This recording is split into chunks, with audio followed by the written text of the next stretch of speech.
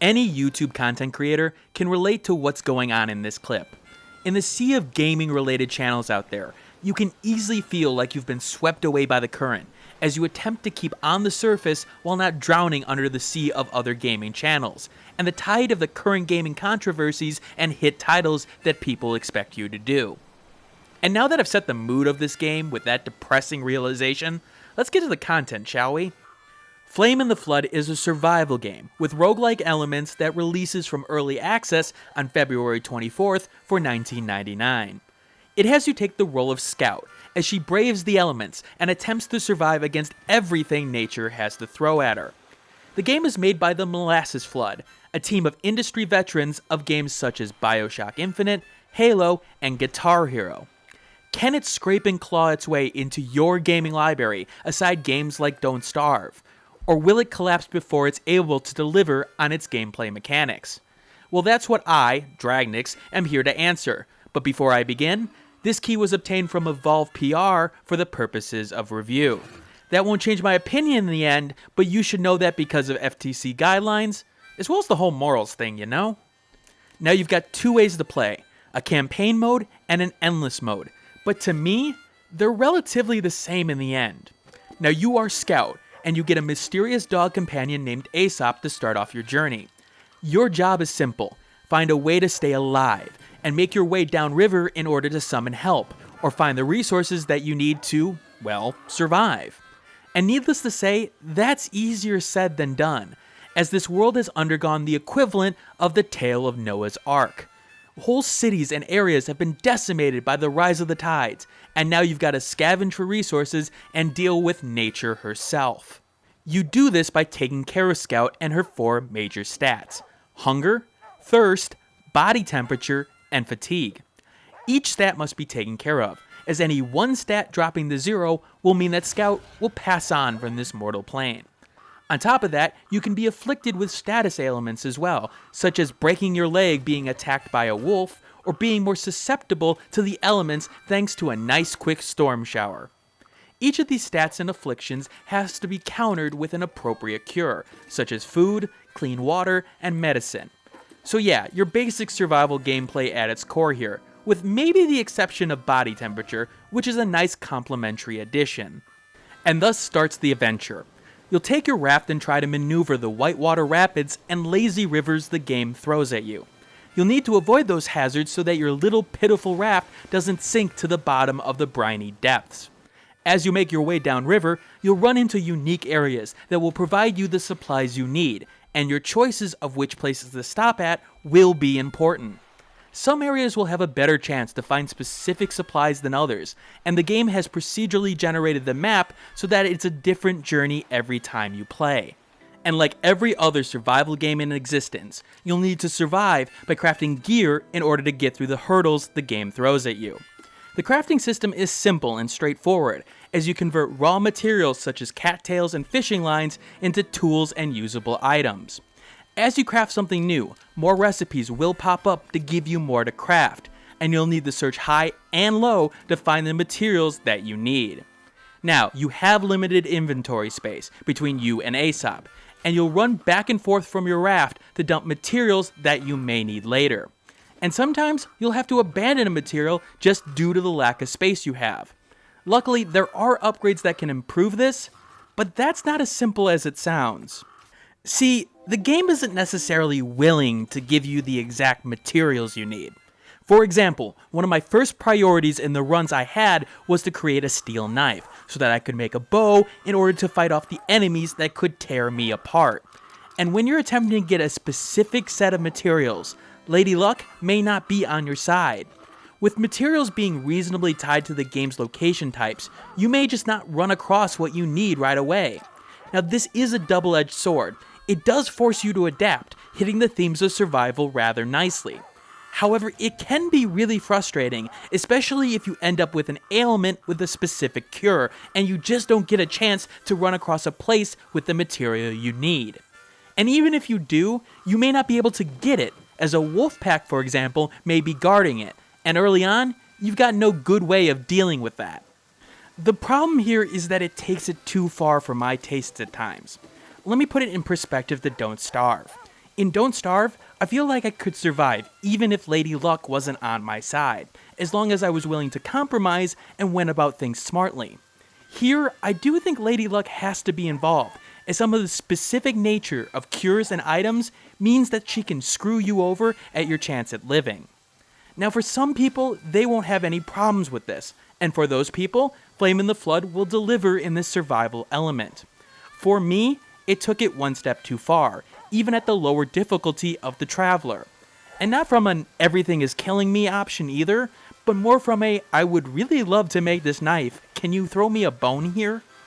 Now one of the strengths the game has is that upgrades actually are worth a lot, especially in the crafting sense.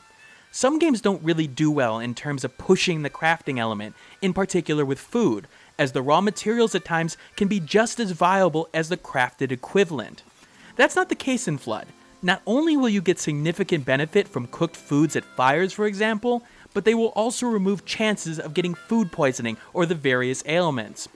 Every raft upgrade felt substantial, being able to actually move in the environment reasonably to deal with the rocky waters with a rudder, for example, or just being able to store more stuff. A good job of incentivizing the core mechanic of the game overall. With that said, item management became way too micromanagey as the game went on. With the limited inventory space in question, you'll be sorting items back and forth between your raft, Aesop, and yourself, so that you have room to craft the next item in question, or have what you need to go out into the field with. It really became a chore. I wish there were options to organize items efficiently, auto-combine items between me and Aesop, for example, and I was always running out of space early on. I felt like adding a few more item slots to begin the game would have gone a long way, without allowing the user to just grab everything and anything they got their hands on. See, this is where I need to be a little upfront. I'm not exactly the best target audience for this game, as I'm not a fan of survival games in general.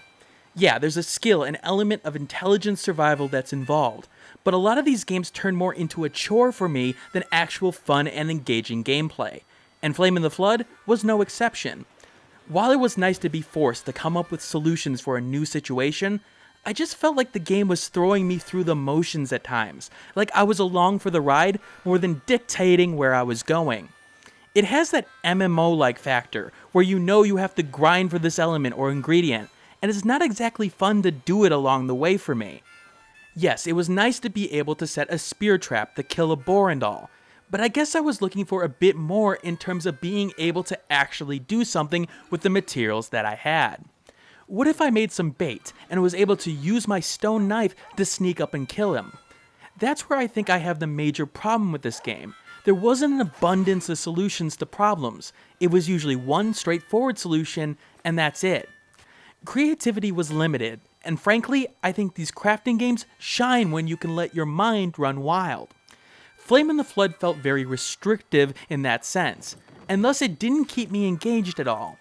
Now, that may open up later in the game, but I'll get to the problem with that in a minute. It doesn't help that the aesthetic doesn't exactly do it for me on a visual scale. Now, art is subjective, and this one just didn't sit well with me. The rafting sections were fine, but when getting into the darkness of the forest or the rundown elements of a town, it just didn't have the punch I was hoping for. And the character models, well, let's just say I'm not a fan of this style in particular. It's just not for me. Now, I will say that I do appreciate the sound design and overall visual impact the game has on gameplay. The game gives you visual and audio clues to warn you to danger, and it doesn't flash it in your face like a neon sign. So if you're careful and reactive, you may be able to figure out that there's a set of wolves around the corner, or maybe not to walk right on top of an anthill. Now granted, sometimes you still don't get it exactly with what the game was warning you. And last time I checked, Poison Ivy wasn't red. Story-wise, the game is flat. You'll come across a quilt with a little spiel, for example, but honestly, that's about all you get. I'm not sure where the flood came from, I'm not sure of the backstory of Aesop, and the game really doesn't give me a good reason to connect with Scout. It's an afterthought, and honestly, it needed to do a bit more, especially in the campaign mode. Campaign mode seems to scream a tale to be told along with it, at least the name and definition does.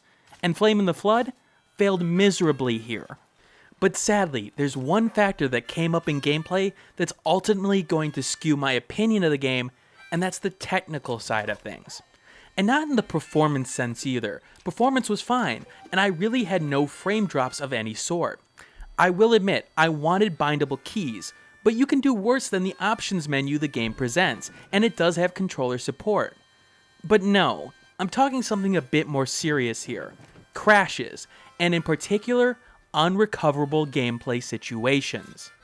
I crashed at least a dozen times within my 7 hours of gameplay, with what seems to be the release build via the review code and branch that was available of the game.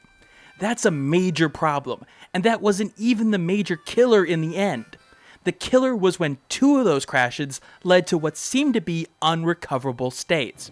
I'd start the game after these crashes, attempt to continue the run, only to be met with a black screen and the game never loading. I had to start my game over twice.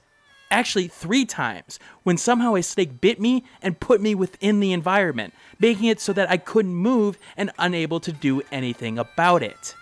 Remember, this game came out of early access, but these issues killed my enjoyment of it. Any sort of momentum the game had was blown away due to it. Now, I can't really say how common this would be for people. The crashes in question seem to have no common factor about them, so I don't know what could be causing them, but only that they happened.